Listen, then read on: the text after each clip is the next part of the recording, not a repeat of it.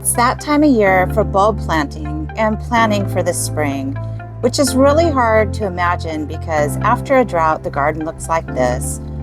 Dry and a thick layer of mulch and little color in the garden. But it's time to get planting those bulbs for spring.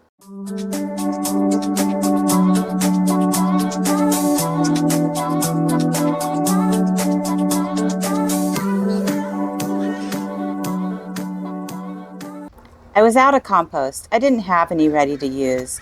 And the next best thing is under this pine tree on the property. Beautiful soil underneath those pine leaves.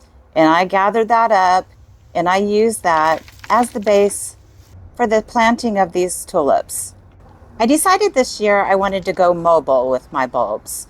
I have some in my raised beds that will come up again, but I wanted to add some tulips in some containers that I could move around the garden. Because sometimes you don't know where exactly you're going to need splashes of color in the garden. And for any of you who are beginner gardeners, I'm going to show you. Just stack up the bulbs to get a visual of how deep you need to plant these in the soil. So you want to go with 2 to 3 times the height of the bulbs. And for tulips, I tend to go with the 3 times their size deep. So this is what I do, and the pointy end goes up and that end goes down. And that's how you know how to position them in. Most packages of bulbs are going to tell you the directions, so follow those directions. And I usually plant about 4 or 5 in each nursery container if I'm going to do this. That way the containers are all nice and full of color.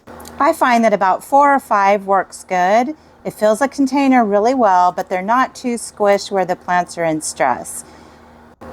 And then once I had these all packed in, I added some more potting soil, and you can use any potting soil works. I haven't found bulbs to be really picky with the potting soil. I just wanted to give them a good bottom third layer of that really rich soil from under the pine needles, and then the rest I just packed full of the potting mix. And this was the option I decided to go for, is to plant some seeds on the top of this soil, some calendula and some alyssum.